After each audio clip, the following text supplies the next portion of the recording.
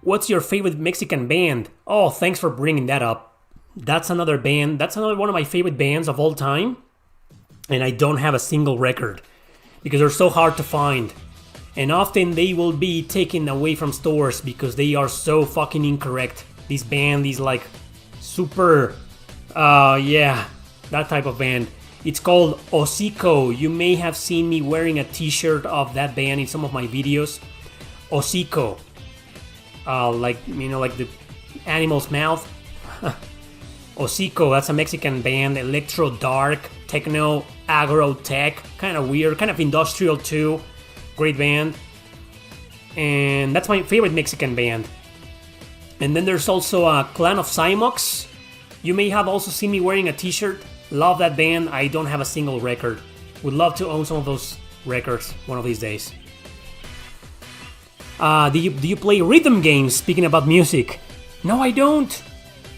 I know there's a shit ton of them with great music from great bands, including some of my favorite bands. I just don't find them appealing. I'd rather just play the guitar and play along while I listen to the music, you know, that's what I do. Oh, somebody was asking about Hocico. Pantera. Pantera, I had at some point their most popular record, which was Vulgar Display of Power. There's a guy like this in the cover, you know, and that was an actual person getting hit. They paid someone to get hit to capture that. Oh man. Yeah, great band, Pantera. I'm not the biggest fan, but I like Pantera. Though my favorite song by those guys is called Cemetery Gates. I think it comes from Cowboys from Hell, the record. I'm not sure. But I'm not the biggest Pantera fan, but I like the band. Do you like Grandia? Cecilia, I do like Grandia. I think it's a wonderful series that deserves a comeback. My favorite Grandia game is Grandia 3, even though that's the least popular. Grandia 2 is up there. Great series.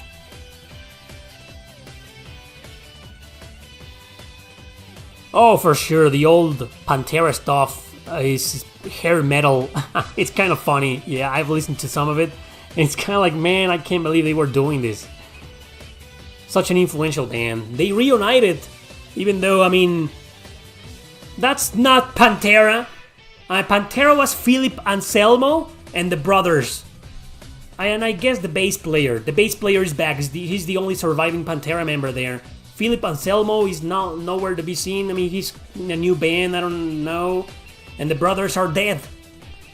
Dimebag Darrell and his brother, the drummer, you know, they're both dead. So, when I saw an interview with Rick Beato, Pantera is back, and I was like, what the fuck do you mean it's back? Who's back? The bass player? And that's Pantera? That's not Pantera, man. Anyway, opinions on Depeche Mode. Never been a fan. I tried getting into that band multiple times, but their music just doesn't resonate with me for some reason. Some great tracks are there though, but not really a fan. If I only play one, should I play Knights of Azure 1 or 2? I'll go with 1. 2 is a shorter game, easier, and the story and the narrative is a little bit more focused on the fan service and the girls and the Yuri stuff. And the first one has a more interesting narrative. It's more gothic, has better music, and longer gameplay, and some challenges near the end. Yeah, definitely the first Knights of Azure is better. That's just my opinion though. What? Anselmo is back? Okay, so it's not just the bass player? Phil is back? Well, of course he's back. I mean, he was just patiently waiting for the drummer to die because they hate each other. It makes sense. Okay, I didn't know Philip Anselmo was back. Now I'm interested. That guy is the voice of Pantera, the voice. Are you disappointed with the PS5? No, I'm not. Sorry to read that you are. I'm not. I think it's a wonderful system and I'm loving it. But I need more time with it. I've only owned the PS5 for like 2 months. I need more time. Valkyrie Elysium is on sale. Is it worth a buy? No, it's not. It's not a bad game, but it's not a great game either. It's just a mediocre hack and slash game. And it's an insult to Valkyrie profile fans. Remember that. No, it's not worth the buy. I think I saw it on the Black Friday for like $20 something, right? Nah. Wait until it's fucking 10, man. It's not worth the buy. How long was your music career? Well, in reality, I'm not sure if I should call it career. There's a video on this channel that I made called Why I Never Talk About My Music Career That Failed. Check the video out and you'll understand everything. It wasn't exactly a career. I never made any money out of my music, so I'm not sure if I should call it a career. But yeah, I wanted to be a musician. I studied music. I prepared my life to be a musician, and I failed miserably because I'm just not that good at playing, and I never got the real discipline required to play an instrument. Plus, I'm Mexican, so 9 out of 10 Mexican musicians who want to make metal, rock, stuff like that, and are influenced by bands from other countries, never make it. There's just no support for music in this country. You know, I may love the food in Mexico. That's probably my favorite thing here, but my least favorite thing about this country is the music. It's fucking garbage. It's always been garbage. It's like people in this country, most of them do not give a shit about music. And they only listen to whatever's on the radio. They don't give a shit about music, man. Unfortunately. Skinny Puppy. Great influential band. Just like Depeche Mode, I tried getting into Skinny Puppy and I listened to a lot of their records. I couldn't get into it. But I do like some tracks though, a lot. Warlock. Warlock is my favorite, probably. Empty. Great badass track. I love him, man. Thoughts on Fell Seal, Arbiter's Mark. Isn't that some kind of indie strategy RPG? I haven't played it. I'd love to play it one of these days. Did you do 100 jumps yet in Super Mario RPG?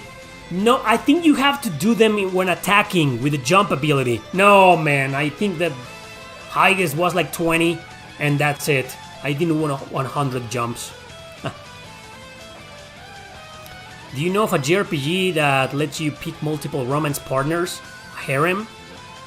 No, I don't think so.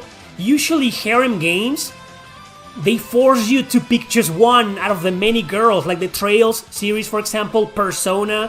You gotta stick with one. I don't think I ever played one single JRPG. I mean, there's gotta be in Japan, that never came out, of course. But one where you pick multiple partners, and at the end you pretty much turn your harem into a reality, and that's the ending? I don't think so. Maybe Conception 1 and 2? Children of the Seven Stars? You know, those kinky games? You are allowed to mate with multiple girls and have like kids and take your kids with you to fight enemies. But I think at the end, you are forced to choose just one girl. Stupid question, man, but that was interesting, you know. I'm trying to think of one, but no. There's gotta be like a shit ton of visual novels and other JRPGs that never made it outside of Japan, I'm pretty fucking sure. But I can't think of one where you can actually choose to stay with multiple girls at the end. Thank you, anybody. Is the Sega Genesis game Shadowrun any good? I've never played it. Isn't that like a Western RPG, kind of like in isometric view? I've never played it, man.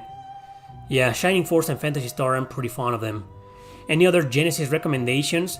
Besides the Shining Force and Phantasy Star games, why don't you try out Beyond Oasis?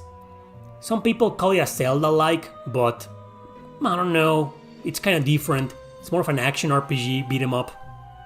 There's also Landstalker, with an isometric view, action RPG too. Kind of charming, also kind of Zelda-like. And finally, I will recommend the original War Song, but it got a remake, a modern remake, along with its sequel. It's called Langrisser 1 and 2, because that's the Japanese name, Langrisser, which is kind of like a German name, I think, Langrisser.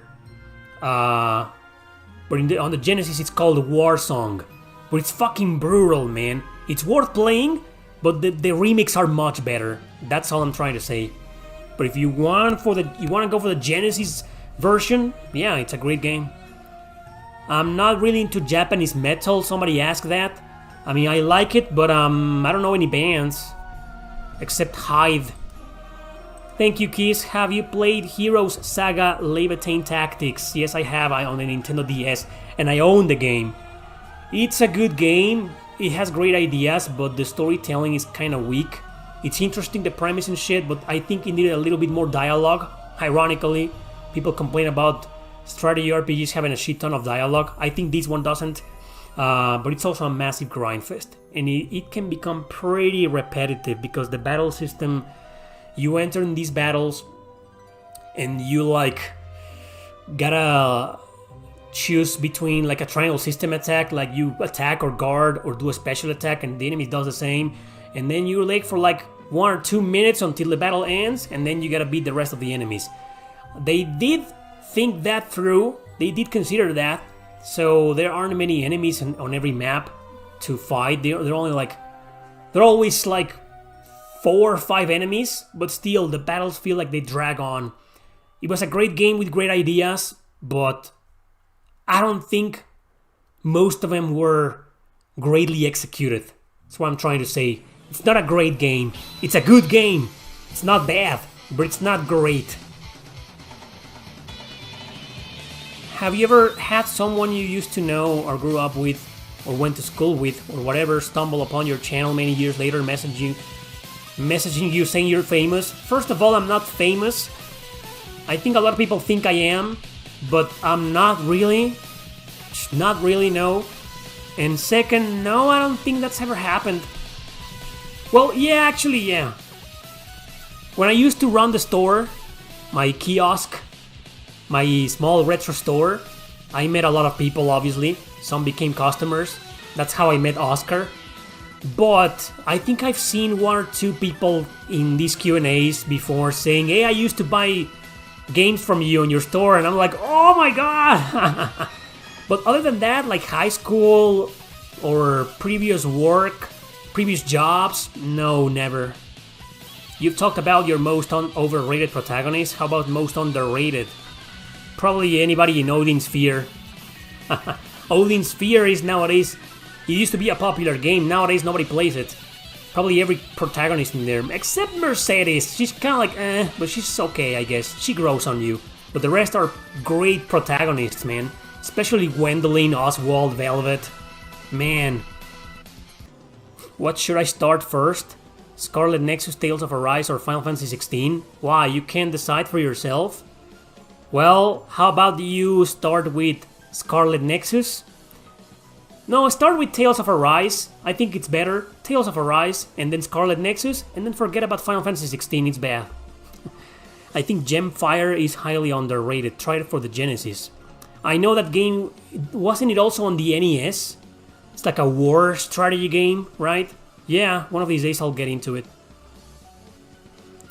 Am I the only one who thinks a year after the P3 remake there will be a P3 remake Gold Royal? Probably, with all the DLCs. I know the answer.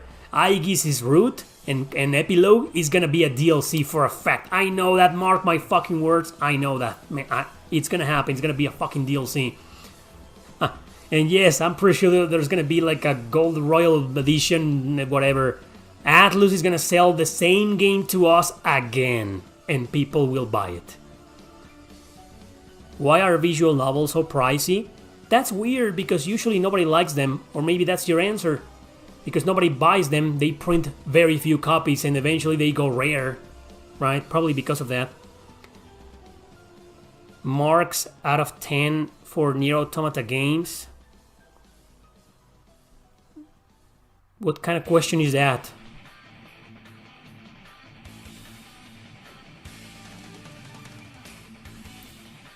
The guy's perving out on Yukari.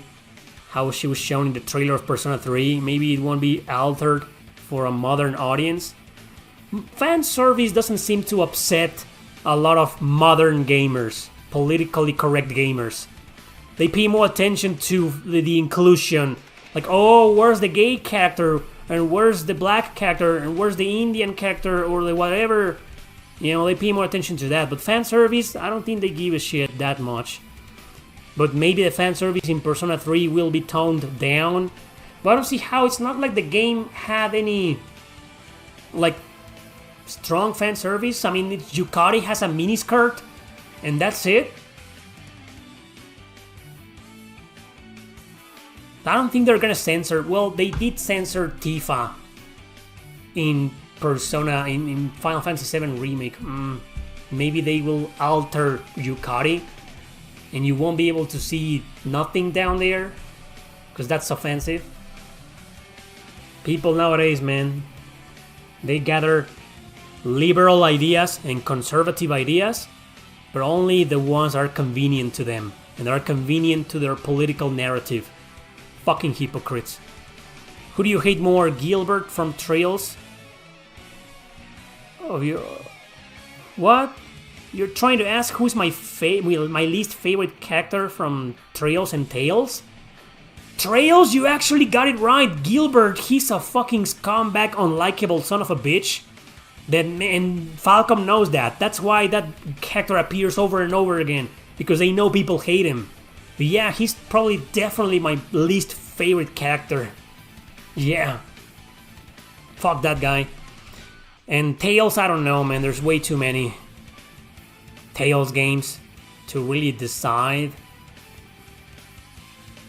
I'm trying to think of one. I guess Celos in Tales of Symphonia. He gets some interesting character development, but he's so I hate that guy. Celos from Tales of Symphonia. Who else? Luke from Tales of the Abyss, the protagonist. Oh, the girl in there. Fuck. Oh man, what's her name? The girl with black hair and pigtails. What's her? I don't like that character. She's one of my least Tales characters, least favorite characters. I don't like her. Anisette? Anise? Something like that? Oh man, I don't like that. I don't like that girl from Tales of the Abyss. No. Sorey is kind of a generic protagonist in Tales. I mean, he's not unlikable. He's just there. He exists. He is the protagonist, and that's it. I have nothing against that guy. Mikleo, however, his friend, I have mixed feelings about that guy. Sometimes I liked him, sometimes I didn't. He felt kind of forced. I don't know. No, the rest of the cast is fine. Anise from Tales of the Abyss. I don't like that girl. How many hours do you play per week on average? It depends on the type of game. Sometimes I need to play a little bit more because I am planning on finishing a game so I can make a review on time of it. Kind of like with Super Mario RPG. I could have waited an entire week and uploaded my review 2 days ago from Super Mario RPG. But the game was too short. 12 hours post-game included. And I was like, okay, so... And I spent the whole weekend playing it. So it depends on the game. The game needs to be like... I need to be playing like something really addictive in order for me to put like a lot of hours weekly. But I don't know, let's count. I don't count them weekly. But every day, I'm gonna tell you my average. Like I said, when Mario RPG came into my mailbox, I spent the whole weekend playing it. But I guess it was only like 4 hours a day because it took me 3 days to finish it, right? Okay, maybe 4. Depending on the game, but my average is probably 2 hours a day. 2-3 hours. So that makes a total of 14, let's say 15 hours a week. That's how much I game. 15 hours a week. That's my average. More depending on the game, less depending on the game. That should be my average, yeah. Well, Super Mario RPG was that addictive for me because I love the fucking game. But it should have been longer. As a remake, that was my only complaint with the game. My only true complaint, that I was expecting more. I wasn't expecting the game to be pretty much identical.